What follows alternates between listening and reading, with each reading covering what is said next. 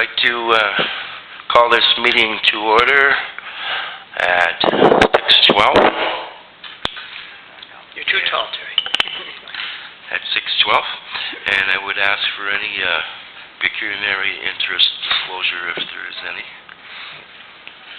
And it appears there's none. So I would like to move by Kathy Rieger and seconded by Dave Mackay, the adoption of the agenda. All those in favor? All those opposed? Passed. Carried. Yeah, wrong word, eh? Get there. This time. Yes. Okay. And now I'd like to turn the chair over to Corporate Services Committee Chair Charlene Jackson. Thank you. It's hard for you.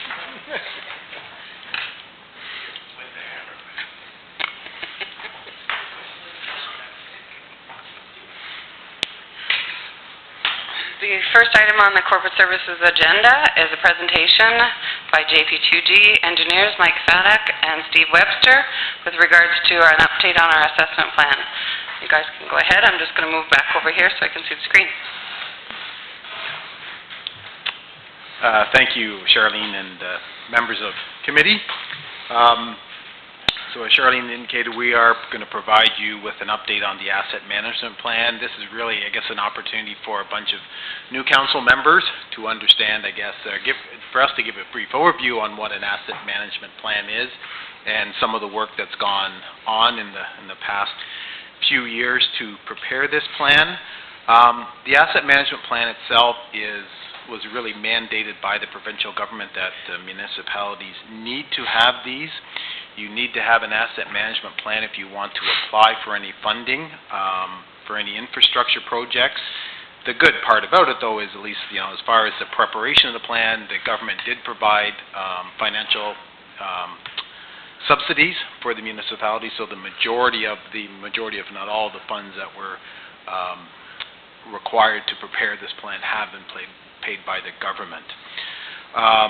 And the other thing to keep in mind is that if you are applying for any funding for any infrastructure projects, this asset management plan must highlight that project and must justify why there is a need for the municipality to apply for, or that they need for the project, and that it is a priority project as far as the municipality goes. So I will now turn it over to Mike. Mike is the one that really has prepared most of the plan, and I must say that there's been a lot of assistance by staff at the township for preparing this. And thank you very much, Steve. Before I begin in the presentation, I just want to provide just some expectations to council. In this situation, we've kind of prepared a short presentation in order to bring all of council up to speed, identify what's taken place even in December 2014, and then identify some possible next steps that council could consider in moving forward to supplement the existing asset management plan, improve it, etc. So, at the very beginning, I'm just going to cover what is asset management planning. This is important for everyone because they hear new phrases, new words, the government downloads all kinds of requirements on us. So what I try to do is I try to link it to things that you already do in your daily lives.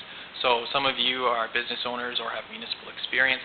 Everybody actually does asset management planning as part of their daily life. You evaluate how valuable things are to you, how useful they are into achieving your goals.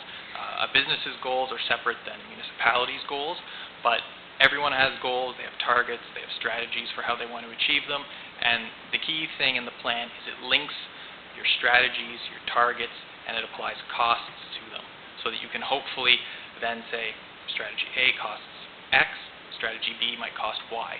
What's the difference between them, and how does it affect our ratepayers and our ability to pay? So, as I had said, it's intended to link your service levels to funding levels through management strategies. The government, the provincial government, would like for all these plans to be integrated and to take life cycle approaches. So we're not just talking costs to construct, but total life cycle costs. So that's construction, maintenance, operation, so the totality of the costs. And with your strategies, you want to also be able to manage your risks and also provide satisfactory levels of service to the public in a financially sustainable manner.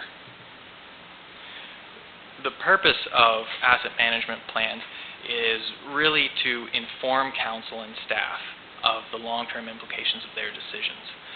As I had said before, everybody does asset management planning. We look at these as a documentation effort, so you can prove to the provincial government, yes, we're managing our assets in a wise and good manner. Having said that, you want to demonstrate to the province what your needs are in terms of your funding requirements. You can use it as a guide for your actions, but it shouldn't constrain you. It's a living document, and we've said that to every council, and it's indicated in all of the plans that we've produced.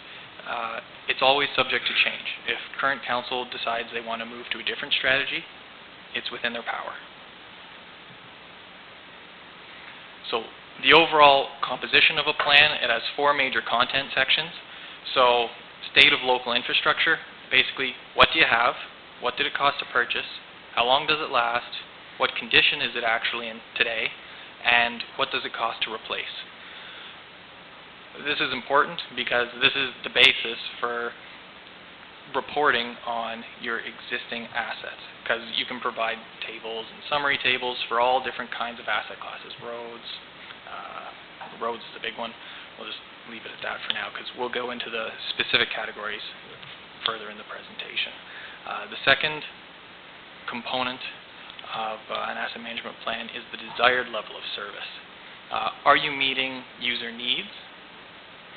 Do they need to change? You want to be reflective on what ratepayers actually want, and are their wants and needs achievable with your funding levels that you've allocated to your various assets. Then we move on to the actual strategies. How do we actually manage the assets? What are the risks to these various strategies? What are the costs in implementing the strategies? Finally, the financing strategy is where you identify how does the municipality actually pay for this? Where are your funding sources? Where are there possibilities of gaining additional funding? Are all revenue sources being considered by the municipality?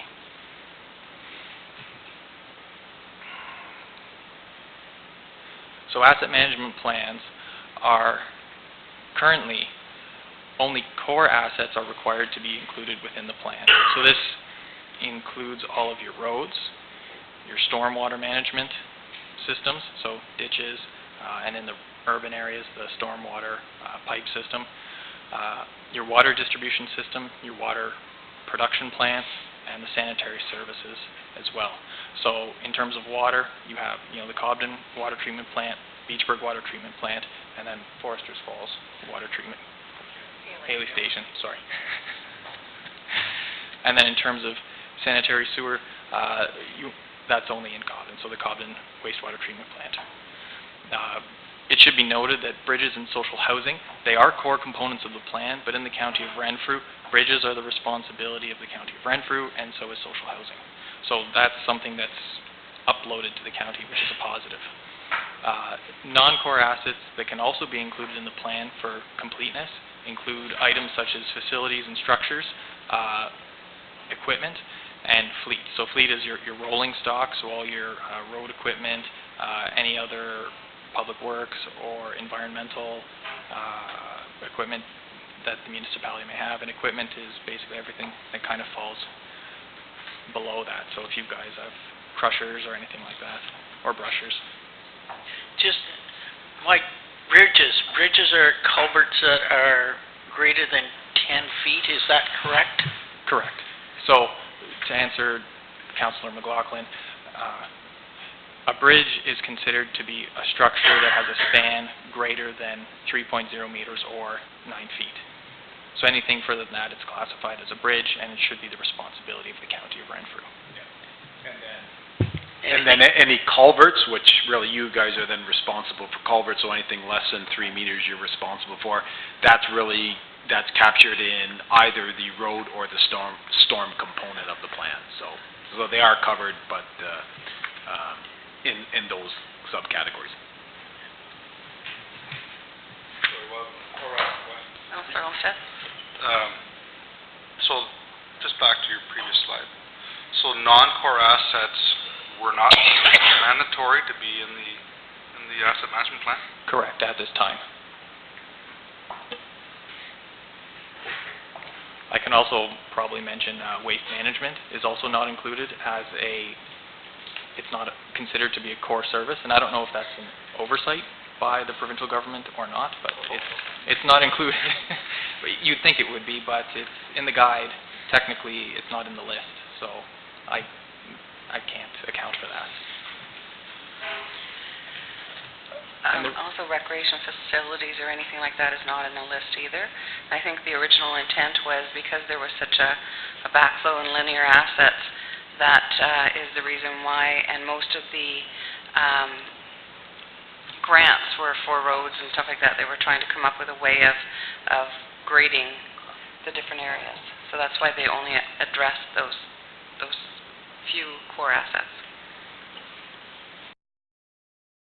Moving along, in terms of asset management plan updates, really, whenever there's major reevaluations of asset conditions or valuations, lifespans, etc., you should look at updating the plan to reflect your new sources of information. So if you get a report performed or conducted on, let's say, all of the water treatment plants in the municipality, and you receive that information, you should then turn around and use that to update the plan so that it's got a current set of information in it.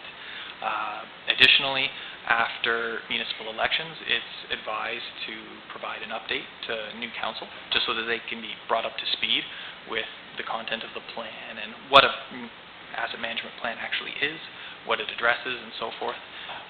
And then after significant changes to the desired level of service, you'd also want to update the asset management plan. Additionally, the provincial government is suggesting that plans should be updated every 5 years. So they were originally started in 2013, so I think that puts us on a 2018 cycle, so 2018, 2023, every 5 years.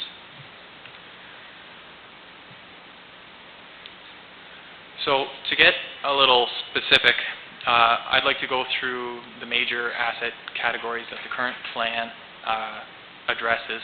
So the first major asset category is roads. So roads is a linear asset, meaning it's defined by length.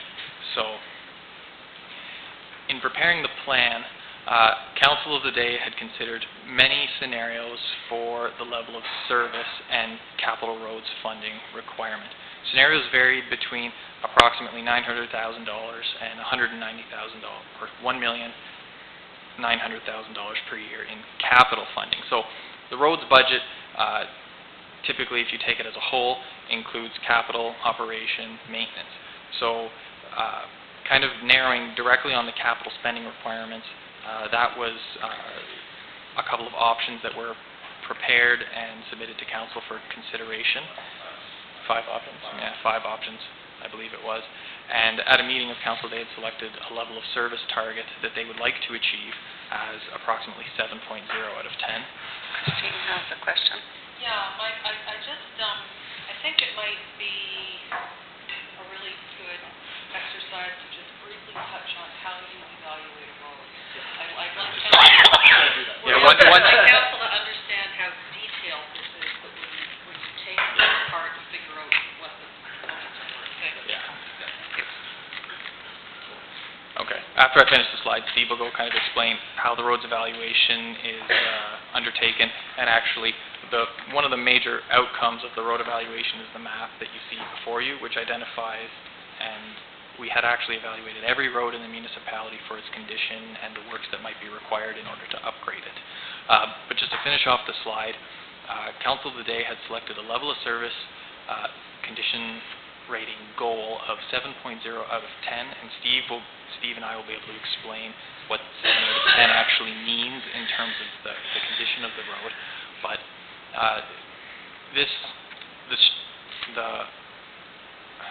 what am I trying to say?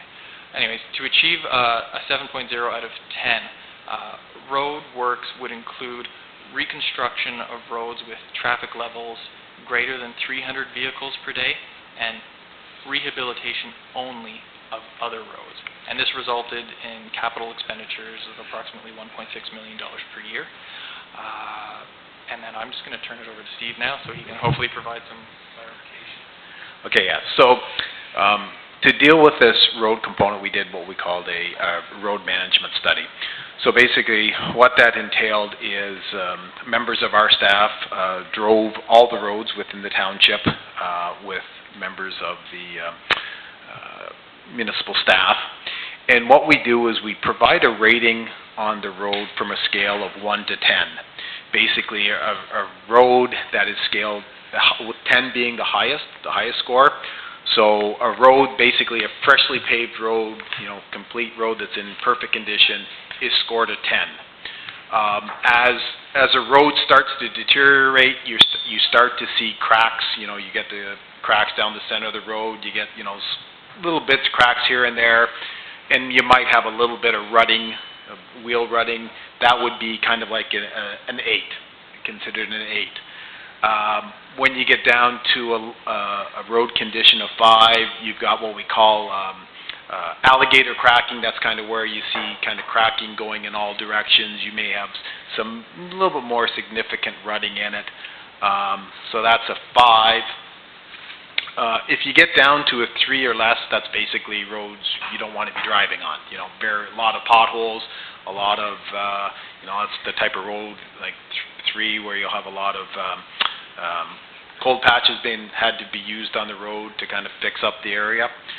So what we do is, and that's really what is shown on this map in here. And if you look at it closer, you'll see that we divide each road into segments. So that segment may go from an intersection to an intersection, or it may go from, where you may have recently reconstructed a section of road. So that section of road will be considered a section, and then the road. And then when you change surface to like the older part of the road, it then becomes a new section. So what we do is we compile a rating for all the roads in the municipality, and it's color-coded and it's marked in there. Basically, when you look at it, kind of the green-colored roads are ones that are in good shape. So, they're in the 8 to 10 range.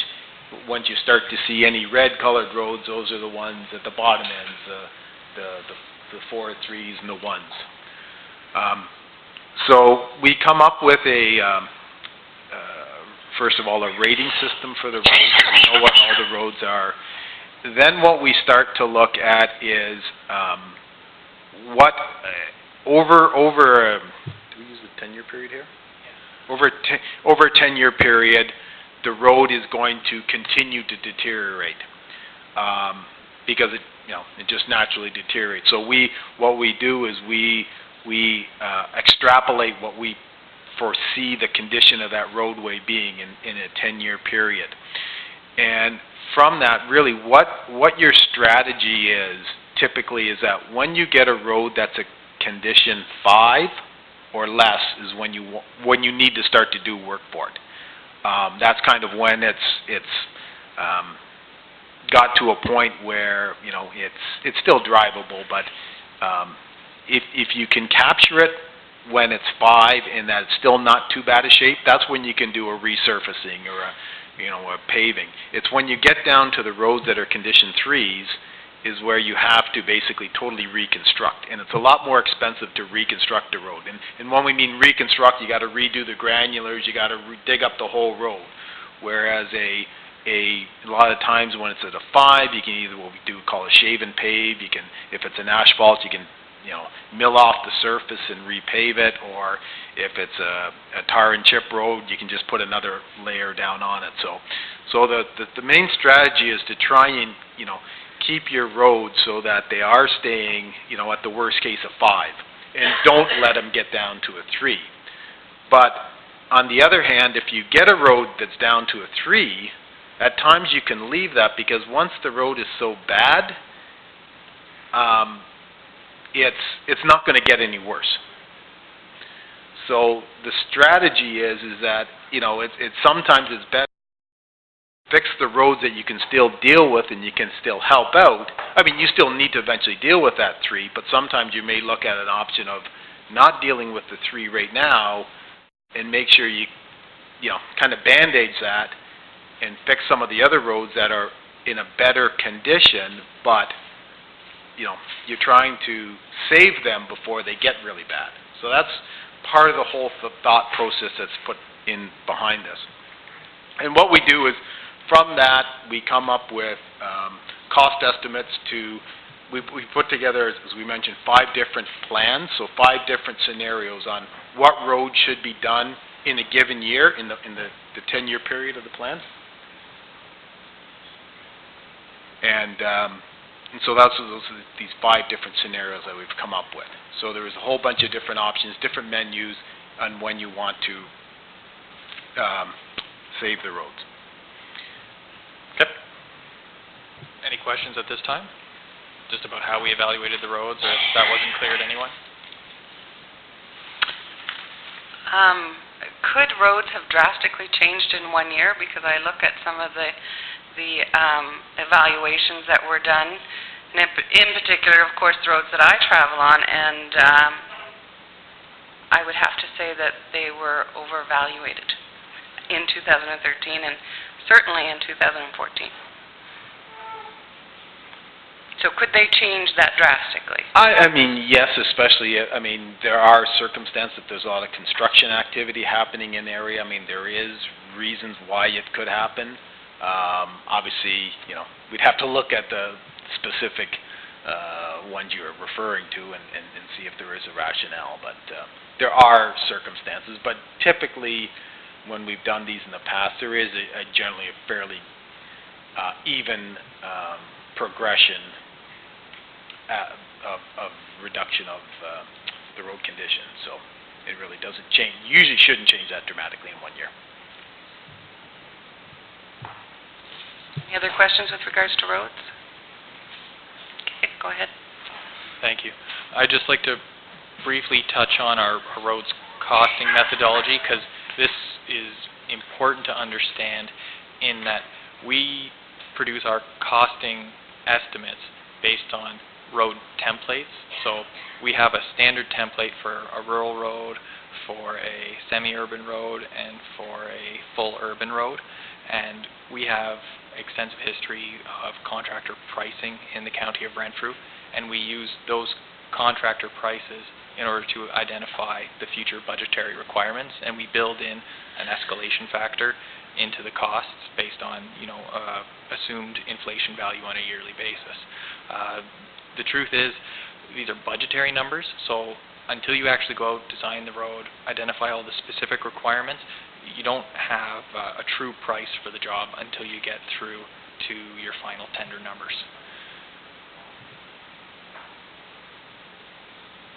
Moving along to the water and sewer treatment level of service. Within the plan, wherever possible, we try to reuse existing metrics that the municipality is currently tracking or should be tracking or has easy access to. For water and sewer, some of these items I've just listed below. These include things like water line breakages, sewer line blockages, and backups. On an annual basis, the municipality they receive reports now actually from Aqua about compliance with the Ministry of the Environment, environmental compliance approval certificates for all of their plants. And so those items are important because you can report on those to identify, you know, how you're meeting the user service demands and the actual quality of the service that's being provided for your municipal plants. Originally, when we had prepared the water and sewer treatment plant estimates in the asset management plan, we had used the available PSAB information. PSAB I should explain, was an accounting project that was done back in 2007. So as part of another provincial government initiative, they wanted municipalities to have accurate costing for a lot of the assets that they had. So as part of that, back in 2007, we had assisted the municipality in preparing cost estimates of all of the plant infrastructure that is currently owned by the municipality. And then in order to supplement that and bring that kind of up to a current day standard, we had also included the water and sewer rate study that Watson had done, I think back in 2011, 2012. And subsequent to that, we had our firm, I guess, was retained to assist with preparing a municipal class environmental assessment. So this is the options assessment for the Cobden wastewater treatment plant, and we used the outcome of those options to actually update the plan in December 2014 so that it could actually be submitted for funding. Because as Steve mentioned earlier, you have to have the options included in your plan and identified as a priority in order to request the funding. So your asset management plan has to match up with what the municipal class environmental assessment document says, and it just kind of all has to sync up so it all goes in as one great big happy package. So This, Mike, is the $6 million that we have applied for through the Small Communities Fund. yeah, correct. And all the options were included into the asset management plan, and the one that Christine had mentioned, the priority option, was identified in the asset management plan, and that was the one that was submitted to the Small Communities Infrastructure Fund. So at this time, the next steps for continuing to work on the asset management plan could include expanding the plan to include all municipally owned buildings and facilities. The status of some of the buildings in the municipality is not fully documented. I say not fully documented because I think everybody, like the people who work in those buildings and understand them, they know basically the status of those buildings. However, it is valuable to have a review by an engineer or other such qualified person go in and do a full documentation of all of the building components, features, and cost items associated with them. So this could include the municipal office, the various fire halls, public works garages, recreation facilities. However, I'm not certain if Whitewater actually owns any of the recreation facilities or if they're mostly... You do? Okay. Because there was a question about if they were, anyway. And then any other municipal buildings. So basically, a building condition assessment, it's a visual review and walkthrough of all the building elements, including but not limited to the roof, exterior, interior walls, structural components, heating, cooling, electrical, security, and any other building system that costs money to repair, upgrade, or maintain. And it would identify, again, major repairs, costs, or replacement works over a 10-year period, and identify a scheduling of when those works should ideally be performed, and also the summarized budget figures. At this point, I'd like to just open the floor to questions. If anybody has anything they'd like to ask about asset management planning or the work we've done to date, I'd be glad to answer. So does anybody have any questions? Councillor Olmsted? Yeah, I see the report on roads covered all hard surface roads. Was there any consideration given to I don't know what you call them, non-hard surface roads? So gravel roads, yeah. We also assessed all of the gravel roads in the municipality, and the way that we had addressed them is through what's called spot repairs, or graveling requirement. So if you drive a gravel road and you notice that the surface is kind of thin, then you'd say, well, does it need 6 inches? Does it need 4? It needed an especially large amount of gravel, perhaps because it was in a wetter area or near a swamp. So we had identified those actually within the road sheets themselves. And also with regards to, there was, the approved plan right now just basically talks for like. So in other words, the program that was put forward was that any gravel roads would continue to be gravel roads. So the option that was approved did not include like looking at converting gravel roads to pave any of the gravel roads or something like that, because, I mean, believe that was looked in one of the options, but there obviously is a cost implication to that. So right now, it's just what we call like for like. So if it's paved right now, or so if it's gravel right now, it's going to be gravel. If it's paved, it'll be repaved when it needs to be. Was the vice versa taken into consideration, with taking hard surface to gravel? In the approved option does not. The approved option leaves it as like for like. And I guess to further answer that question, I had the opportunity just to kind of review the plan and go through all of the options, and I don't think any of the options had considered down conversion. That's what we would call that. Thank you. Any other questions? Thank you.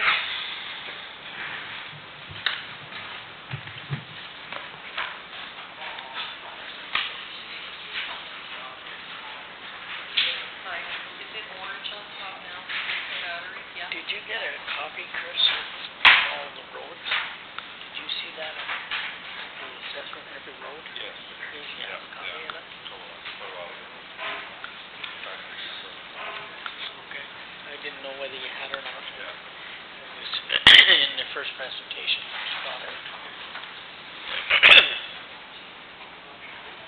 Okay, the next item on the agenda is Ontario Community Infrastructure Funding Project Identification. The deadline is March 31st. Is there any projects that staff have considered that are being brought forward that follow the, as we haven't seen the budget, it's hard to identify at this time what we're going to put forward, but is there something that staff feels is necessary at this time? Bill?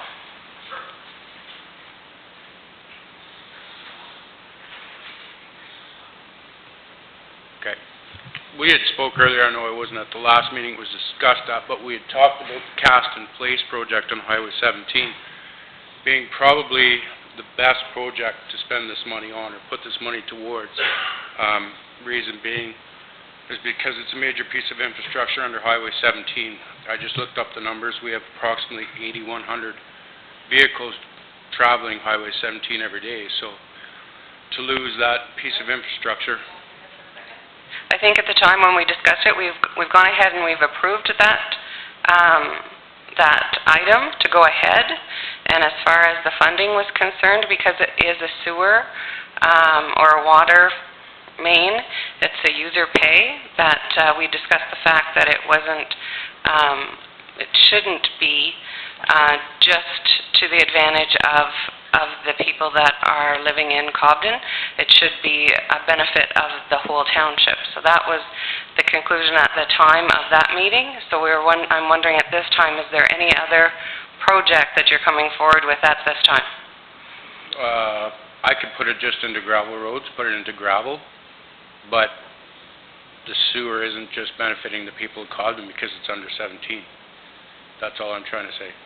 I wasn't at that meeting, so I'm sorry. I know, but the sewer is paid by only the users in Cobden, and it would benefit their rate because they are responsible for any upgrades to the sewer. They are solely responsible, the users, and not anybody else in the Township of Whitewater Region. The OSIF grant is for the benefit of all of Whitewater Region, and therefore it should be I would suggest that, and it was suggested at the time, that another project be put forward, and that we would address the issue of the funding for the project, for the Cast in Place project at budget time. Councillor McLaughlin.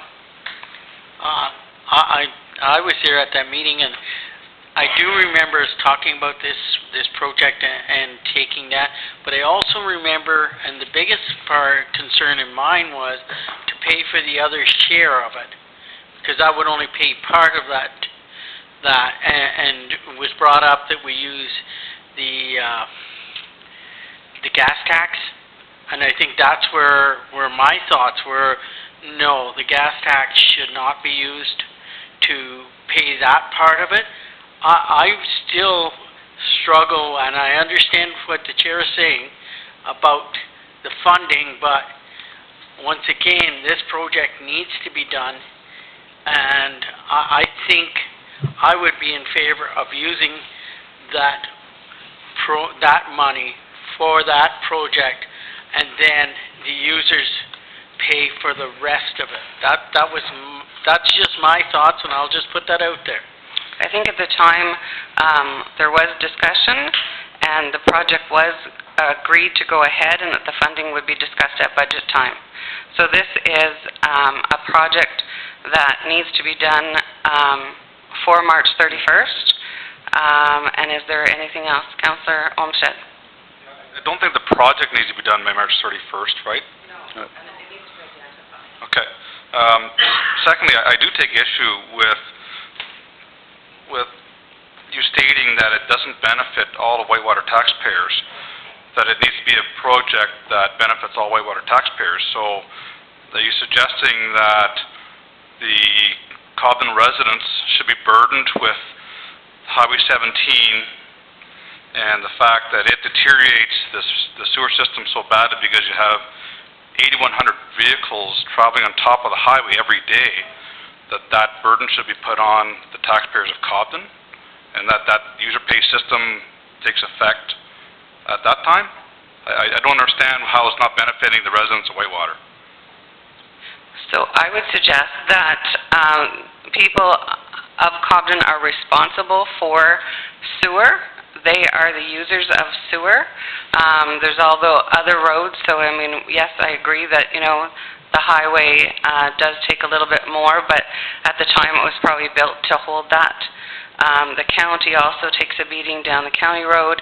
I mean, I don't know where all of the sewer lines run, but on every road, if they run underneath the road, then it is the road that affects those sewer lines. But it is a user fee based, and I think this money could be used more to benefit the residents of all of Whitewater region rather than the benefits of a user fee pay. Because I know if my septic system breaks down, nobody's going to give me any OSIF grant. Sure. So for $55,000 to benefit all residents of Whitewater, are we going to put a half-ton truckload of gravel on every road in Whitewater Township? Because that's basically, I don't see how it's going to benefit 66 or 6,100 residents of Whitewater Township any better. I would totally agree with Councillor Olmsted with regards to gravel. Gravel is a maintenance issue and not a capital issue. So is there any other project with regards to that would benefit the township? Reeve Miller. Yes, I would like us to consider, I don't know if any thought has went into this or not, maybe we should be considering road widening as we all talked about at the all candidates meeting, and that would be a huge benefit out in the Beachburg Westmeath area. I don't know if we've ever studied it or whatever, or what. I would like to see some money go out to that before too long. Road widening on which roads, just so... It needs study, Councillor Jackson. I just know that there's a lot of farmers, like, we could contact them and figure it out. Bill, you probably know what their needs are a little bit, but I think it's something we're going to have to deal with at some point. Well, as far as that goes, every time we do gravel a road, we do widen it for the newer, larger equipment. Yep, that's a whole nother subject, though. Steve? Christine, maybe you could help me with this. Can these funds go towards consulting services? I can't recall. They can also go towards asset management plans, and the examples listed are software training inspections for core infrastructure assets. Other than that, they're talking about paved roads, unpaved roads, street lighting, sidewalks, bridges, culverts, water, water distribution, wastewater. These all qualify. Okay, thank you. I have an item to be budgeted for 2015, and I'm going to be running it by council to see if they're in agreement to it, but we've got a Beachburg Aquifer study that needs to commence soon, in terms of determining the capacity of the aquifer and its recharge value, because we are continuing to develop Beachburg, and we don't know how much more development we can handle. So I could spend it on consulting services for What is that with regards to? But that is with regards to water? Yes. Again, a user fee base. Okay. And the reason why I'm suggesting that it benefit all of the Township of Whitewater region, if we're going to do a road project, it's going to come out of the tax rate. So the tax rate benefits not only Village of Cobden, Village of Beachburg, Township of Westmeath, Township of Ross. It benefits all of the residents, and it goes directly against a tax rate. So I'm slightly disappointed that a project other than gravel has been suggested. I don't know if you've, in the preparation of the budget, whether or not there is a road or something that normally would go against tax rates. That project isn't on the Treasurer's desk right now for consideration for council. I would hope so. We're getting close to budget time. I don't know. Do you have any other suggestions? I would say put it into the second resurfacing of the Zine line. An overlay, like we did last year. We have a section to finish there this year. Is there any other project that's on the list? There's many projects on the list. The Um, Zine line is probably the most busiest road that we have in the township. That would come out of road construction major, so put the 54,000 towards that. Most people in Whitewater, not everybody, but most people do travel down the Zine line. It's our busiest road we have, so that would be the second best place I could think to put the money. And have we looked at the asset management plan with regards to what is the worst road to be replaced? Snake River Line, I can think of Grant Settlement Road, I can think of the Bromley Line that was turned back into gravel last year. I can think of a number of other projects other than the Zion Line off the top of my head. The thing with the Zion line is if we don't continue doing the upgrade, we're going to lose it. That's why we started at it last year. So before it gets to the point where Steve Webster was just talking about where you just leave it and don't do anything, that's why it will be scheduled to get the second coat of chip and dip on it this year to save it. Reeve Miller? Does the township have a written priority plan for road repair and... That was part of the plan that JP2G did last year. By road, there's a written plan by priority. Written. Yes. It's there. It's within the asset management. You mean the map with the different colored roads? That's right. So have you taken, there's a lot of different roads in Whitewater. Have we literally, okay, does the Zion line be at the top of the list? I guess that's my question. It's in that because that was more of a what you're going to have to spend to rebuild roads map. So when we talked about the Zion line, it's at the point where that if we don't redo it, we chance losing it.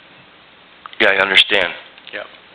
What else is at the top of the list? I'm trying to determine what this list is and what's our highest priorities other than the Zion line. Well, the Snake River line is one, yes. Can I just interrupt for now? We have a person at the door looking for the owner of the license plate BNFT468. Dark silver car. Anybody own a dark silver car? What's the problem? Oh. Is it any of the people who were out in the lobby? Where is that? Could be in, yeah. That's okay. Thank you. No problem. There's a fire captain's meeting downstairs, so he's just going to check it out. Sorry, continue. Yes, there are many roads that are on the plan. Corner View is one. Snake River is one. Just off the top of my head, those are the two that come to mind because they've been on the list for 4 years to get rebuilt.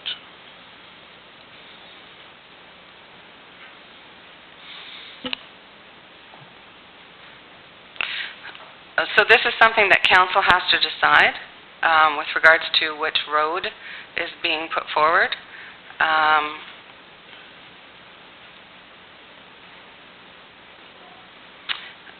Councillor Regular?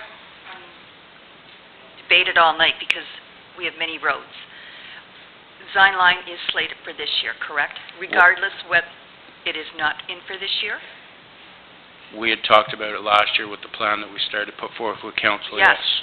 With the We s- previous, That's right. so at So this time, that's one of the roads I would request this year right, to go ahead, is the second lift of design line. right. Just so you know, Councillor Regular, design line is quite down the list. It's probably number 30 on the list compared to all the other roads. I know where it is, and it's also going to end up where it's going to end up if we don't do something with it, because it is deteriorating every year as well, so. That's right. Which section of design line road are you referring to? From West Ross Road to the Foresters Falls Road. Which was done not very long ago, was it not? It's over 5 years now, and when they build those chip and tar roads, they put forth, not a request, but a recommendation that after 5 years, you put a new top on it to save it.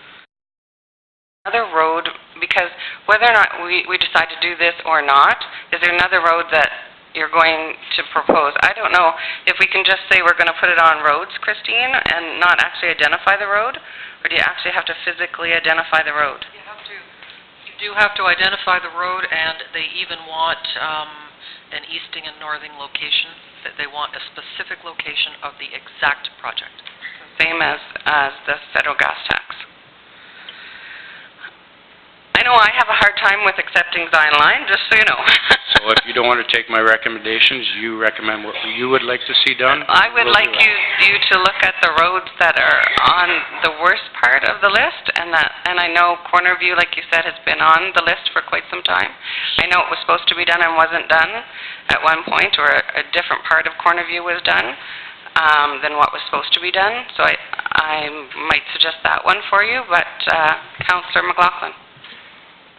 Well, I still go back to this project to be done with the sewer, and I understand what you're saying about it, but Councillor McLaughlin, can I Also- cut you off with regards if you're just going to repeat yourself? I'm sorry, but Just a minute, can I finish?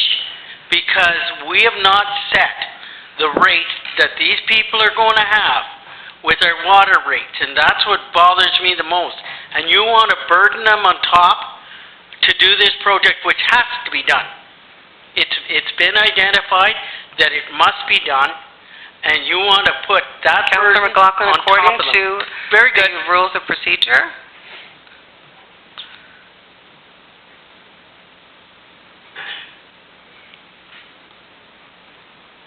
I don't know, Councillor Olmsted. I completely agree with Councillor McLaughlin. Here we have a project that's been identified.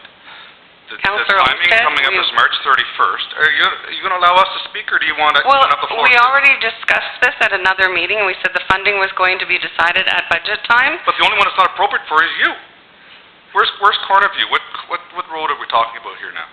Corner View goes from Highway 17 to Fott Road. It serves the Pentecostal camp. And that's going to benefit more Whitewater taxpayers than this other project we're talking about. It benefits the tax rate, which benefits all of the Township of Whitewater region with regards to the tax rate. It reduces the tax rate at about 2%. If you take $57,000, you're looking at 2% on the tax rate itself, which benefits all of the Township of Whitewater region, just to put it into perspective.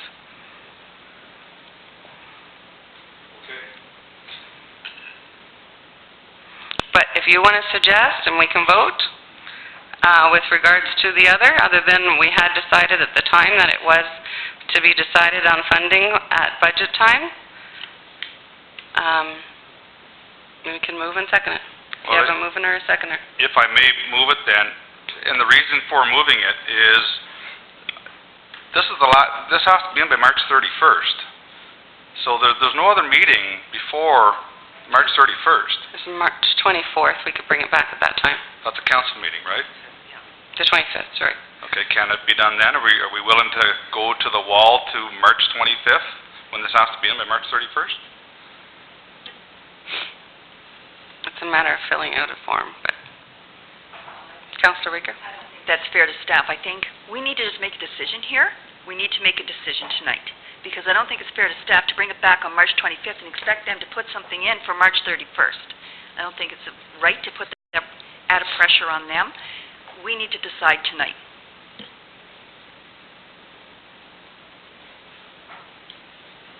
Reeve Miller? Okay, would it be fair to say that we're gonna run into this a lot over 4 years? I mean, does it really matter where the money goes? We're gonna give every corner of this township what they need as best we can in the future. Some will fall this way, some will fall that way. I think we can monitor this and just let's get the money in the system, help one problem. If decide, I agree, decide and move on. Let's not try and make everybody happy at once here, because Beachburg's going to need something someday, and we're going to give it to them. And Cobb's going to need something. I don't like this. This is not what we want to do as far as drawing this community together. I know you look at it, maybe that it pulls us apart, but I think it makes us more one in the long run. If these people trust us to do what's right, they may not get their way every night, but they'll get their way when they need something. And they should understand that. I say spend the money tonight, allot the money tonight. To Cobden, only. That's the most logical one I've heard in this discussion, to be honest. It is Cobden, yeah. If somebody has something better, that appeals better, because that's money we're going to spend anyway. Yes, what I'm suggesting is that it affects the tax rate rather than a user fee, and right now we don't even know what the increase to the user fee is. I hear you. It's unfortunate, but as Darrell said, I think it's unfortunate, but I think we've got to consider Cobden residents and this water cost too, and I don't think it's sustainable forever that Cobden itself takes on the whole cost of the Cobden water problem. What's going to happen when you spend $9 million on that sewer plant? It's not going to work by saying user pay, Cobden's paying. You'll have everybody will shut their water off. They won't be able to afford it. Anyway, I'll leave it at that. Yep. The problem that I see is that last year they took $70,000 out of the water reserve to fund water deficit, to fund the rates. So, and now we're going to give $57,000 to fund the sewer rates. So at what point, if we don't get any funding, at what point are they going to actually realize the increase to their rates? And it doesn't mean that we can't borrow for that project and put that project cost over 5 years. The rate that Infrastructure Ontario has is drastically reduced. It's only at I don't know, Christine said the last time, like 2% or 3%.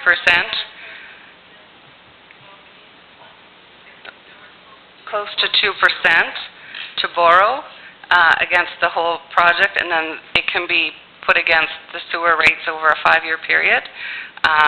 But I think for the whole of the township, and I agree that some are going to need some things over time, the projects, but it's the tax rate that I believe is the true benefit to all the ratepayers. It might not benefit exactly, the road might be somewhere else, but it's going against your tax rate, which benefits everybody. I gotta encourage us to move on. We're way behind. I say, I'm gonna make a motion that we put this money against the project that Bill wants it for, and see what happens, because we have to move on. We're behind. Okay. Okay, so You're gonna move it? I'm gonna move it. Here, this is the cast in place. Yes. We're talking about. Yes. Okay. The oath of funding. Yes. Yeah. So, moved by me. And seconded by Councillor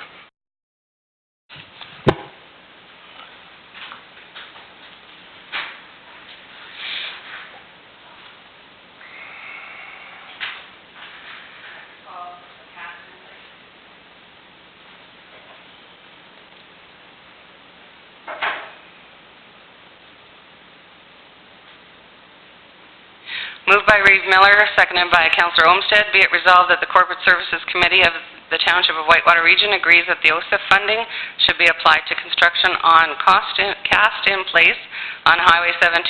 All those in favor? Carried.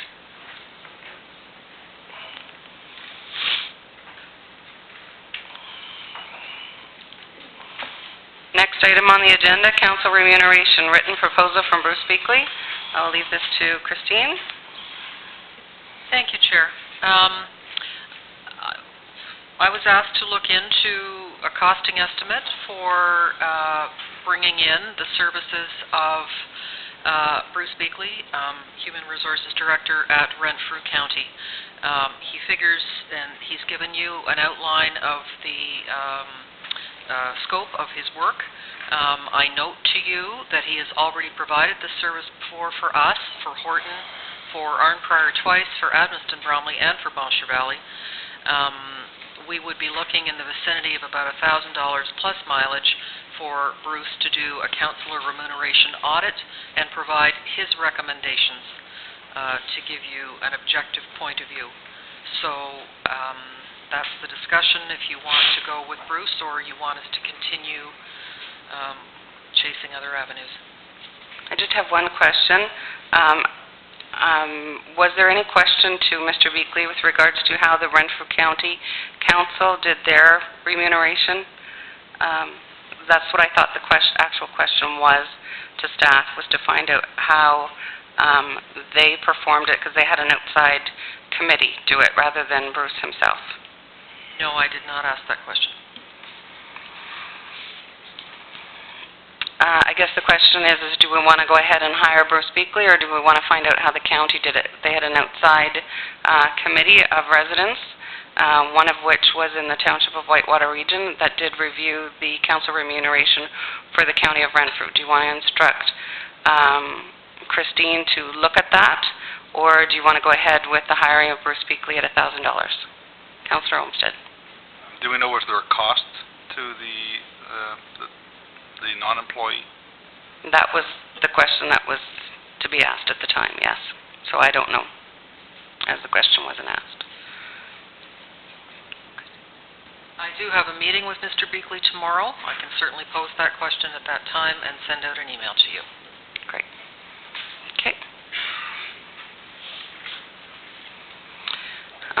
Next item on the list, frequency of meetings, council and committee, requested by Councillor McLaughlin. Councillor McLaughlin? Well, my biggest concern is that we only have one committee meeting, or one council meeting a month. It was brought up again tonight. When can we do this? Well, we only have one council meeting. My thoughts are to have two council meetings a month, but a very short one if you want it at the first, and then do committee meetings after that. But if we need to, we would have room to do things at that point. And that's my biggest concern, is that once a month it was brought up to me, well, why did you just rush at the tenders for the waste and the recycling? Well, the reason was that the next council meeting would have been on March 27th, is it? 25th, and it has to be in place by the 1st of April. Where if we would have had another meeting, that's only one little tiny article. Just even tonight, we're struggling with the minor variance. So it's just put out there. Myself, I find the meeting 6 o'clock. I would sooner have it 5 o'clock, and then at that time, because I'm up at 5:30 in the morning, and my brain kind of starts to shut down after 8 o'clock, 9 o'clock. So it's just a thought. I don't really. I wanted to bring it up and see what the rest of the people thought. We've tried this. Every meeting goes till 10 o'clock. Reeve Miller? Yeah, I'd just like to comment on that. My personal preference, and I'm sure we'll all differ on this, but I'd rather have an extra meeting than struggle through these till 10 o'clock at night. It's easy for me to, in my case, to come to an extra meeting. It's simple. I don't know if you all feel that way, but 5:30 till 10 o'clock's pretty heavy. That's it, thanks.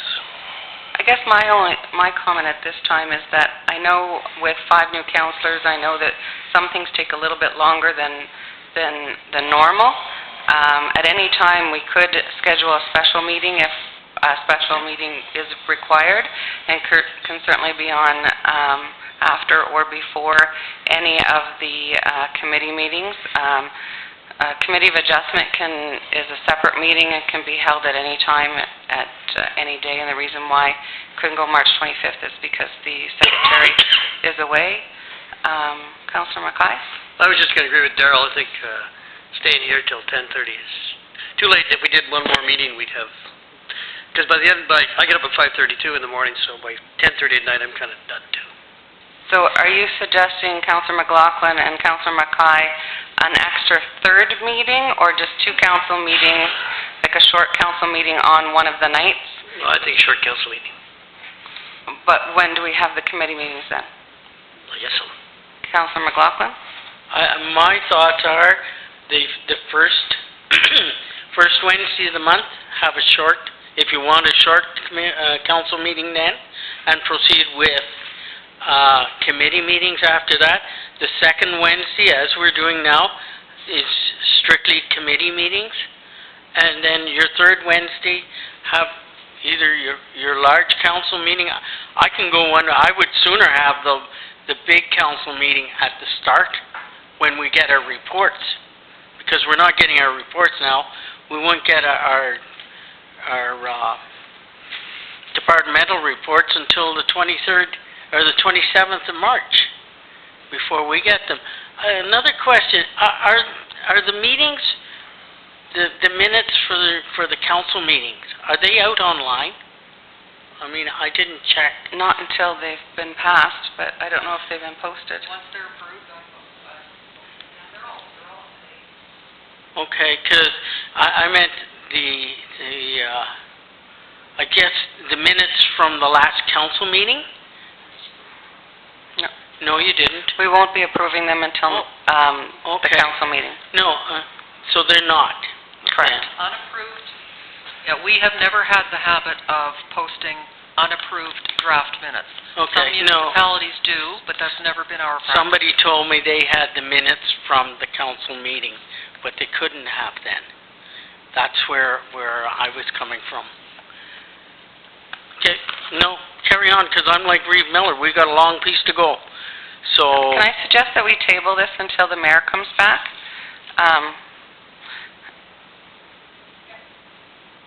That we table it until the committee meeting in April or whenever Corporate Services meets again? Can I suggest that? I mean, we're just now starting, we're into we're now just starting our 4th month of council meetings. I would hope by June that these meetings don't continue to be quite so long. Reeve Miller? But I think it's only fair that we wait for our mayor to be back before we go changing all the schedules. Yeah. And then we'll vote on it and go with what it is then. Okay. The next item on the list is conference policy. This came to my attention with regards to attendance at the OGRA conference.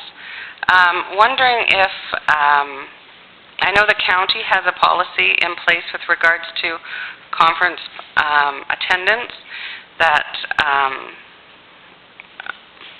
is quite extensive and works well for them with regards to staff members, which staff members would be attending the conference, and at what conference sort of thing that would have to do directly with their jobs and whatnot, and be a benefit to them. There are so many conferences across the year that that each staff could benefit from, that I would like to see some conferences that are more geared towards the positions, or a position that is felt that they are going to be required to fill at some time, that be more beneficial, and that's what kind of is addressed at the county plan as well. Councillor Olmsted. I think as a council then, we're diving into the area of responsibility of the CAO, of which we're directing staff then. And I think it's the CAO's responsibility to designate and coordinate staff as they see fit. Again, I don't think council as a whole should be delegating or directing any staff member whatsoever, which appears to be going on. That's not the point. If you take a look at the county policy, that's exactly what it lays out. It lays out that a request has to go in, and the reason why, and the CAO signs off on it. And then that request is granted. It has nothing to do with us deciding what staff to go. It leaves the responsibility by way of signature of the CAO on them, and that it's reviewed at the start of the year, which conferences are available, and which conferences certain staff members should be attending and not attending or whatever. But that's the policy. Councillor Olmsted. So, sorry, you have a policy in front of you from Renfrew County? I don't have a policy. I'm just suggesting that we adopt that policy to our benefit, that we would direct the CAO to take a look at it and draft it for Whitewater Region rather than the County of Renfrew. And because they deal with part-time staff, temporary staff, full-time staff, union staff, and we have union staff and full-time staff. Whether or not we would include part-time staff as well in that, if we have part-time staff, which I don't believe we do, and it would deal with that. Does that satisfy you, Councillor Olmsted? Okay. Again, I think we're diving into the responsibility of the CAO, and personally, I would leave that up to the CAO's discretion.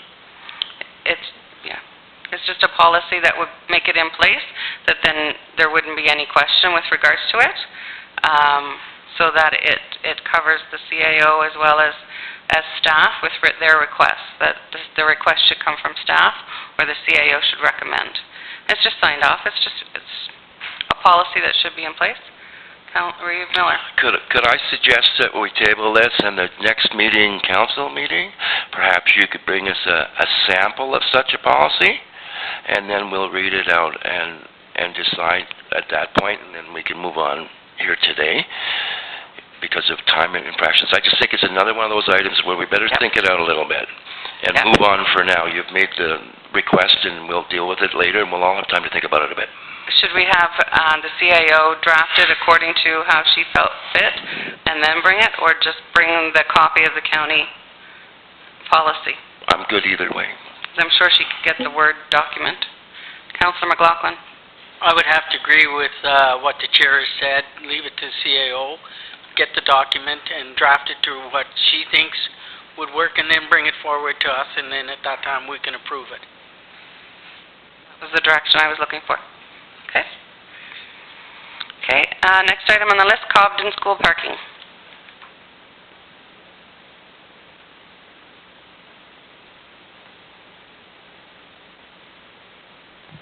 Good evening, everyone. Just recently we had 2 letters that come to our attention from the bus lines that they're having major problems at the Cobden School regarding driving in there because people are parking on both sides of the roads, and it's getting very dangerous. And I just want the direction of council how they want us to deal with it.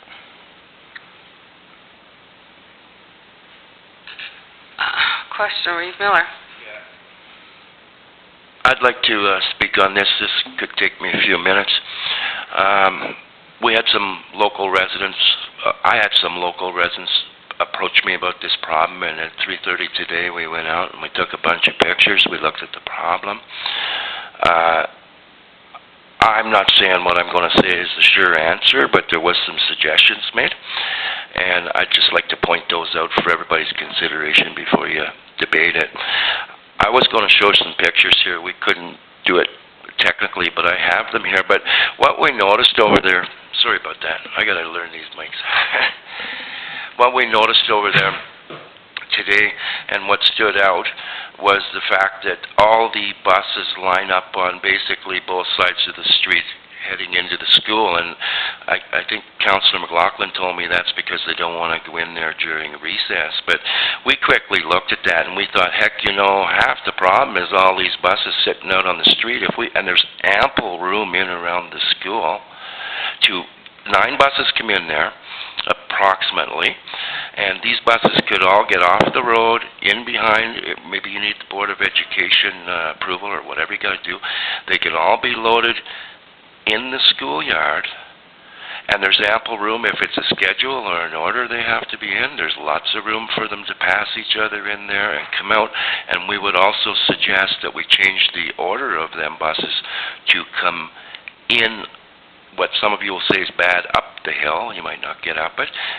I would, on the highway side entrance, I would suggest for those that say you can't get up it, I would consider why you'd want to come down that same hill with a bunch of kids then, with a snowbank, which I have a picture of that you can't even see to the right. And then, on top of that, there's certain areas, it would take a few minutes to identify them, but especially on the corners where the turning is a problem, I would support very strict parking, like ticket type places there right on the corners, and there's 3 or 4 places there where you could put it. I would also suggest talking to the Board of Education. I'm pretty sure there's 4 to 6 vehicles parked on the street that didn't move, that are parked daily there. I would think there's staff at the school, and I would think, like any other business or most businesses, they should supply parking, and at the back of the school they can figure it out on their own and get those out of the way. Now, if the buses come off the street and they're in behind the school for loading, you now have ample room for all these, I think, cars. There's even taxis show up there for kids, whatever the deal is.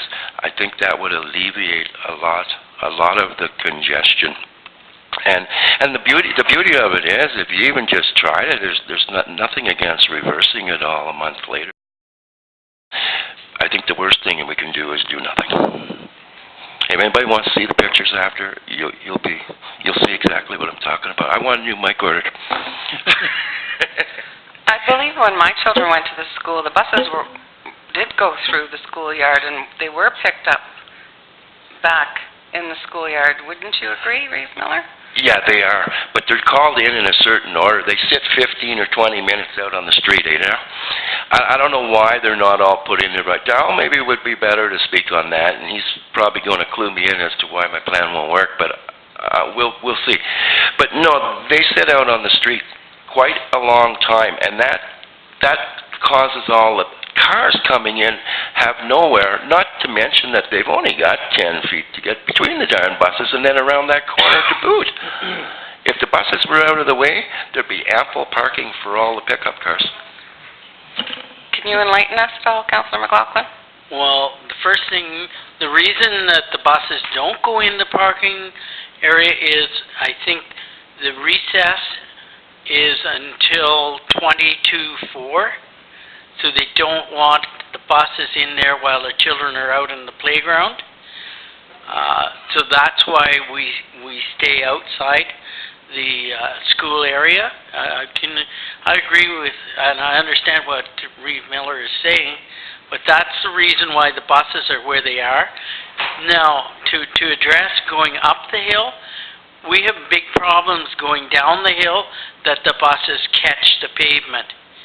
On that, I'd be afraid of taking the bus up there, because you have to take it up, you got to turn the bus to get in between the fence and the school, and that's been hit before, coming out. So I don't see that without everything can be done. It's just going to take a lot of. It would have to be the Board of Education that would have to change the whole park or driving area, I guess is what you would say.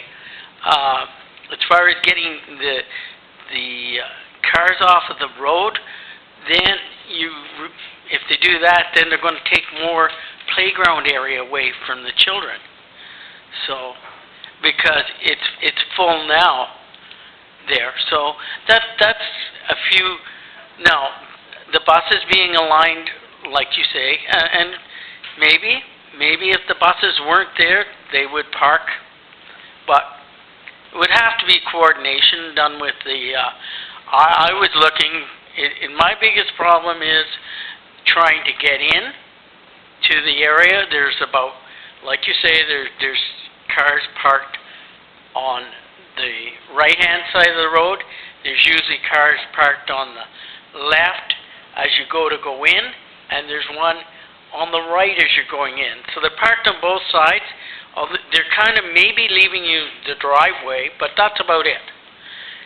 Somebody's going to get hurt there, and like Reeve Miller says, going down, there's a snowbank, and if that's icy, and that was my point before, and I guess I didn't make it quite proper, but on Cowie Street in front of Ronnie Larone's house, if you're going down the hill, you cannot stop. If it's icy, you're going to slide over. If there's a car parked there, there's going to be problems. So that's one area that really needs to be addressed as well. My suggestion is get the bus owners, the company owners, maybe a couple of drivers and some staff, and go and have a look as well. Reeve Miller's right.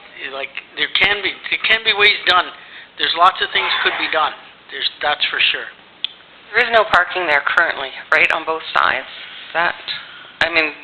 Technically, there is supposed to be no parking on both sides of that road. Technically, yes. Okay.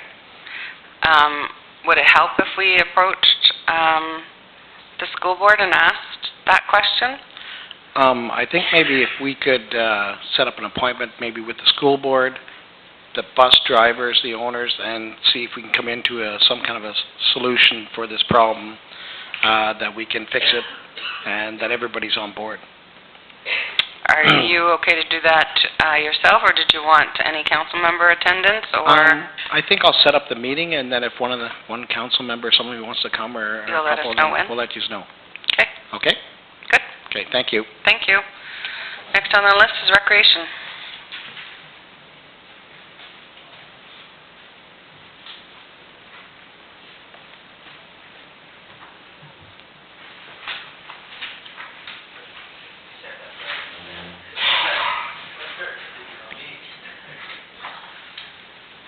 Take a 5-minute break.